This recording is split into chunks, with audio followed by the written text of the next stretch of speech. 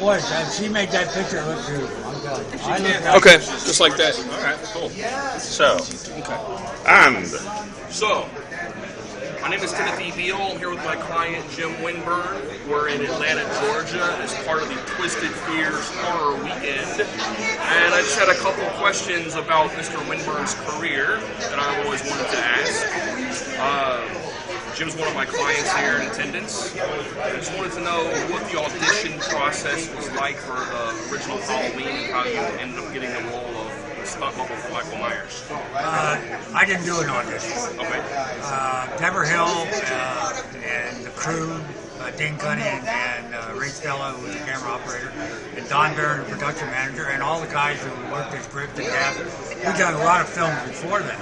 So when Deborah and John Carpenter became alliance to write a script and a horror movie and all the stuff they were doing, they didn't want a stunt guy involved in the show. They wanted an actor developing everything. Right. So what happened, Nick Castle and all those people. But anyway, they called me when I was working at Warner Brothers under contract if I would come and help them. But knowing Deborah Hill, who was a very close and dear friend of mine, I went down there and I went to work immediately, and that's how I got the job. As a stuntman and director and actor, what has been your most challenging experience in this business? That's a loaded question, but I just wanted to know. Probably driving the Hollywood freeway, but no, but it's not. The only problem I ever had in doing film is working with finance people, distribution people, because there's a lot of traps. And if you don't have legal advice and you think you're doing it all, you find out you don't, and you become the loser. And I've lost some films because of my decision without legal advice. Thinking they're good old boys, and we find out they're really not good old boys. Stunt-wise, I never had a problem. Stunt coordinating, I never had a problem. Second unit director, all that stuff fell in because I had the greatest people in the world. I had all the professional stuntmen who did all the big shows, put their years of training and attitude into me to make me the one I was, which made me very successful in the stunt field with the stunt association. Do you have a favorite actor that you've worked with in your career? I have many. Okay. It's unbelievable how many actors that were very good. Starting with George Hamilton, I doubled him quite a bit. Barry Botchwick, I doubled him for a lot of years, almost 23 years. David Hasselhoff on Knight Rider for 4 years, tremendous personality. Every tall guy that was 6'1" and 22 or 24 years old, I doubled him in the television series, Cops and it's Tony Lamas doing fights with him. He was just great. Working with Fred Williamson, which is one of your clients.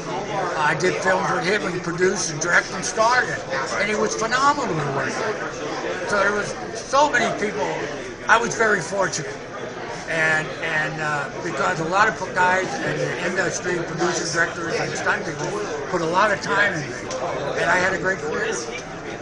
Are you intrigued by the longevity of the Halloween franchise? Are you surprised people still remember the first Halloween 35 years later?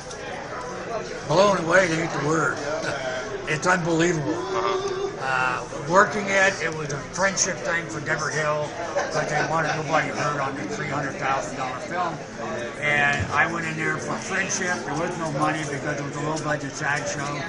And I knew everybody, so it was a real good check for me. Now, after completion, I only saw it one time, and that was at the screening and the wrap party at DGA. And that's the only time I ever saw the film. And everybody was impressed with it. And I did Fog after that with John Carpenter. And I was going to do the next show, but I was with Chevy Chase in New York. And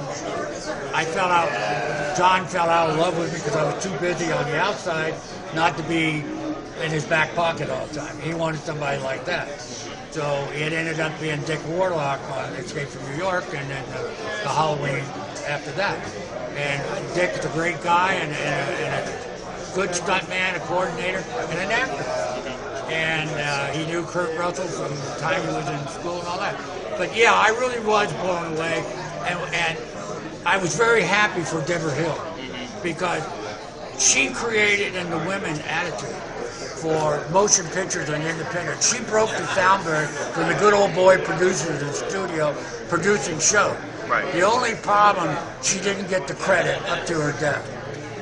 People knew her, people loved her who worked with her, and financially, production-wise, she had all the abilities for the production skills that you would want on any kind of show, expensive or whatever. And she broke the ground for a lot of the girls who are now winning Academy Awards and nominations and all that stuff in production. And the Good Old Boys Club is still there. So I say yes, Deborah Hill was a dear friend and a good motion picture director. Not a director, but a director in production. Because you just can't be a good production person. You have to know every element, and she knew every element of the production and directing. In closing, what's your favorite experience here been this weekend, and what's your favorite part of doing personal appearance convention circuit? People. I love people. I enjoy people. And I love to hear people talk about this show, Halloween, and other shows, you know. They like Halloween 3, they like 4, 5, 6, whatever. They like Ron Zombie's Halloween. But that's not the point. The point is they're still intrigued with drama of horror. Right. And what Carpenter did, he brought teenagers into a exclusive character that didn't talk, that had some kind of problem with killing people, and he shot it like an old movie, if you want to talk Alfred Hitchcock or whatever it was, and he made it for people, and they liked it. And that's entertainment. And when you have people like that can develop a show, create a character or redo their character, and the people sit there and they bite their fingernail and they bite the DVDs or the press and they come to these events, it's so great to hear them because I hear stories I know nothing about. Right. And I worked it. They know more about the show than I do. Awesome. And that's the experience of these events. Awesome. Well, from Atlanta, Georgia, Twisted Fears weekend. Thank you very much, man. I appreciate it. You got it. Send the check to Thank the you. P.O. Box. Oh, sorry about that.